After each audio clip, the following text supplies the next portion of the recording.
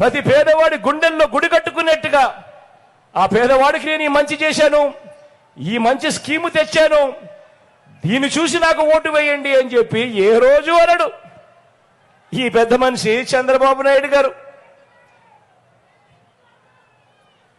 నేను ఇదే ప్రశ్న అడిగా మీ ముందు, ఇదే సిద్ధం సభల్లో ఎన్నో సందర్భాలలో సిద్ధం సభకు వచ్చిన లక్షల మంది ముందర ఇదే ప్రశ్న కూడా అడిగా.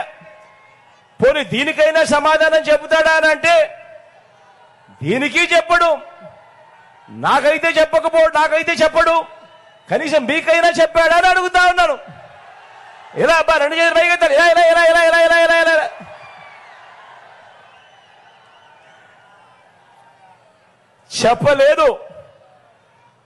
చెప్పలేదు అనే దానికంటే కూడా చెప్పలేడు అనటం కరెక్ట్ ఈ పెద్ద మనిషి చంద్రబాబు నాయుడు గారి విషయంలో. ఎందుకంటే ప్రజలతోనూ పేదలతోనూ బాబు బంధం అతకని బంధం.